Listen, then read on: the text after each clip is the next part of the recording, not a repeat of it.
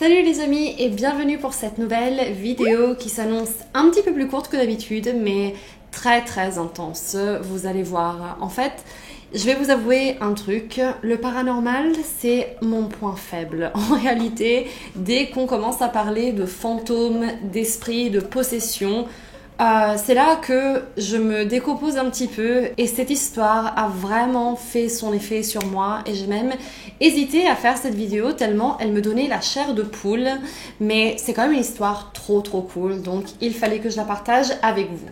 Je vais vous raconter l'histoire des visages de Belmez et c'est un mystère toujours non résolu, alors c'est parti tout de suite.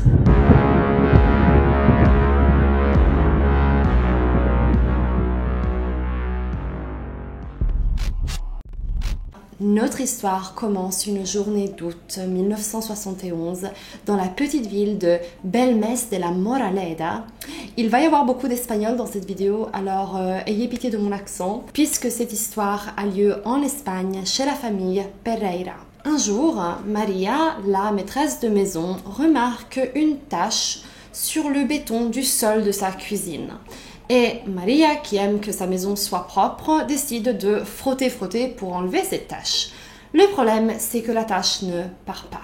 Et encore pire, la tache va commencer à prendre la forme d'un visage humain. Alors Maria, qui n'aime pas du tout ça, recommence à frotter le plus possible. Elle a envie d'enlever cette tache qui est assez flippante, mais rien n'y fait, la tache ne part pas. Du coup, son mari Juan et son fils Miguel viennent dans la cuisine pour voir qu'est-ce qu'il se passe. Ils constatent ce visage qu'ils trouvent très creepy et décident de prendre une décision radicale. Ils vont détruire le béton avec une pioche. Ils reposent du béton par-dessus et se disent que ça y est, c'est réglé. Au moins, ils se sont débarrassés de la tâche et c'est la fin de cette affaire.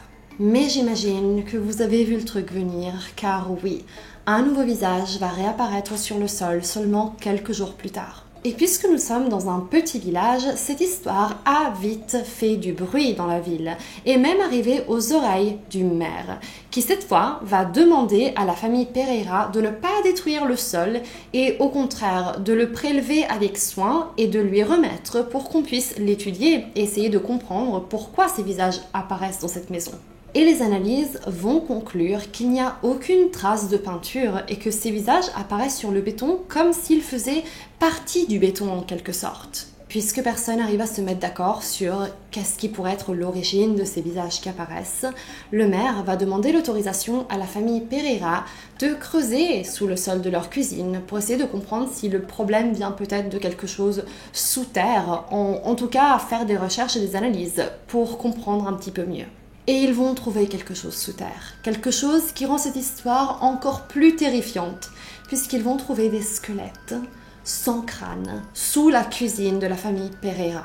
Non, s'il vous plaît, je vous jure que je peux pas, je vous jure que je ne peux pas. Et on se dit alors que peut-être que cette histoire était réellement un phénomène paranormal. Peut-être que les visages qui apparaissaient dans la cuisine de la famille Pereira étaient les visages de ces âmes prisonnières sous le sol. Grâce à des analyses, on pourra déterminer que ces squelettes étaient vieux de 700 ans. Donc on va les enterrer dans un cimetière catholique en se disant que ça y est, c'est la fin de cette histoire. Ces âmes vont enfin pouvoir reposer en paix et la maison des Pereira est libérée. Mais c'est tout le contraire qui va se produire, puisque non seulement l'activité paranormale va continuer, mais ça va être différent cette fois. Ça va être pire en fait. Puisque cette fois, ce n'était plus un visage qui apparaissait dans le sol, mais plusieurs visages. Parfois en même temps, parfois un visage apparaissait puis disparaissait pour laisser place à un autre visage. Il y avait des visages de femmes, de enfants. Les visages étaient de plus en plus détaillés avec des traits plus clairs et c'est terrifiant. Je veux dire, imaginez ce truc apparaître dans votre cuisine, ça devenait très flippant. Alors, si les autorités de la ville avaient essayé d'aider la famille Pereira, eh bien en réalité on aurait presque dit qu'ils avaient empiré les choses, puisque depuis que les corps avaient été retirés du sol de la cuisine, eh bien l'activité s'était vraiment multipliée. Et ce qui est super étrange, c'est que on va remarquer qu'il y a un certain lien entre l'activité paranormale et Maria Gomez, la maîtresse de maison. Certains ont remarqué que quand Maria était malade, par exemple, eh bien, les visages avaient eux aussi un aspect plus blanchâtre, plus pâle, comme s'il y avait un petit peu un lien entre ces esprits et Maria.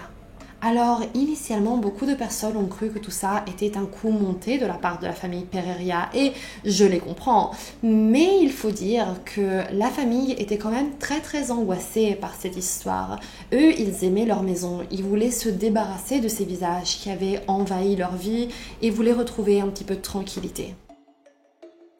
Puisqu'en plus de tout ça, l'histoire commençait vraiment à faire du bruit dans le pays tout entier et même à l'international. Et des visiteurs arrivaient en masse au domicile des Pereira, journalistes, sceptiques, scientifiques, étudiants, tout le monde voulait voir ces visages de leurs propres yeux. Cette histoire va perdurer dans les années et finalement, une réelle enquête va être ouverte.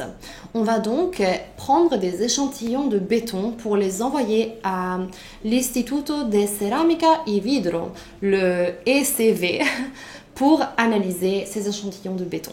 Et le ICV va confirmer qu'il n'y avait aucune trace de pigment, de colorant ou de peinture sur le béton.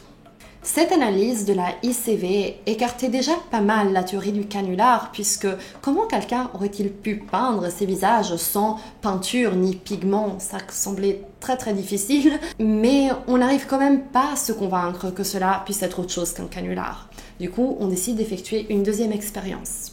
On va décider de complètement fermer la maison et y interdire totalement l'accès. On va prendre des photos des visages pour se souvenir de leur emplacement exact, puis on va sceller toutes les fenêtres, toutes les portes, sous la supervision d'un notaire pour valider que l'expérience était faite correctement, et on va laisser la maison ainsi pendant 3 mois.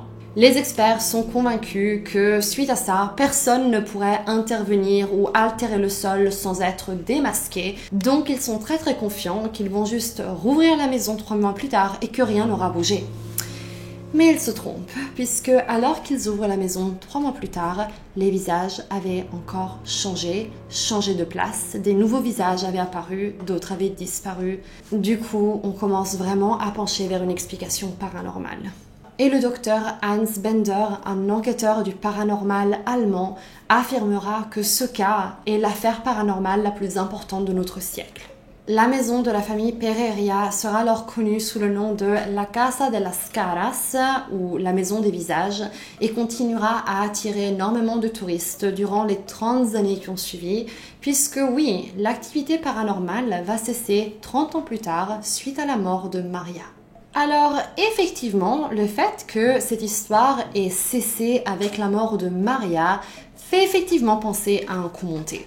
Maria n'était plus là pour faire apparaître les visages et donc les visages ont arrêté d'apparaître comme par hasard. Mais est-ce qu'on peut vraiment tirer cette conclusion si on prend en considération les analyses qui ont été faites par la ICV qui dit qu'il n'y avait pas de pigment ni de peinture, ou si on pense que la maison a été scellée pendant 3 mois et que cela n'a pas empêché au visage de bouger, même alors que personne n'était dans la maison? Certains pensent que les phénomènes ont arrêté suite à la mort de Maria, justement puisque c'était Maria qui entretenait un lien avec ces esprits. Elle avait peut-être des capacités en tant que médium et servait un petit peu de vecteur pour que ces âmes se manifestent. Et vous l'aurez compris, c'est exactement le sondage d'aujourd'hui. J'ai trop hâte de savoir ce que vous pensez de cette histoire. Est-ce que vous pensez que tout ça était réellement un phénomène paranormal? Pensez-vous qu'il existe obligatoirement une explication scientifique et rationnelle? Ou croyez-vous que tout ça était un coup monté de la famille Pereira? Une chose que je trouve trop intéressante, c'est qu'il existe un livre intitulé La Sociologia. La sociologia.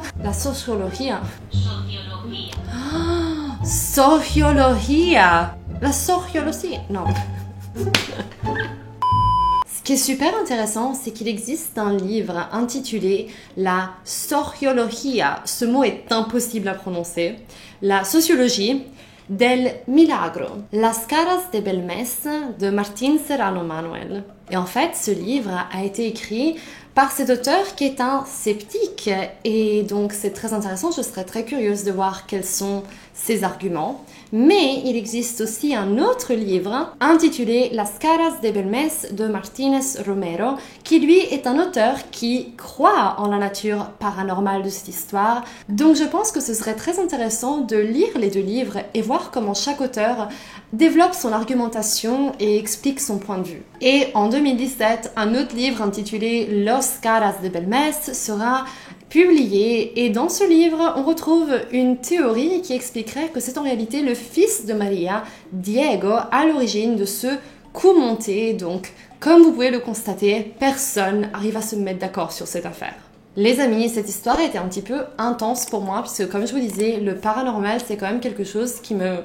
Vraiment, ça me fait un petit peu flipper, je suis un petit peu une chochotte à ce niveau-là, et de devoir voir ces images et de me dire que ces visages apparaissaient dans la maison de quelqu'un, je sais pas pourquoi, ça me terrifie, mais j'espère que cette vidéo vous aura plu. Moi en tout cas, j'ai trouvé très intrigante, et j'attends tous vos avis dans le sondage, dans les commentaires. N'hésitez pas à vous abonner si vous voulez soutenir la chaîne, et moi je vous dis à très bientôt pour une nouvelle vidéo.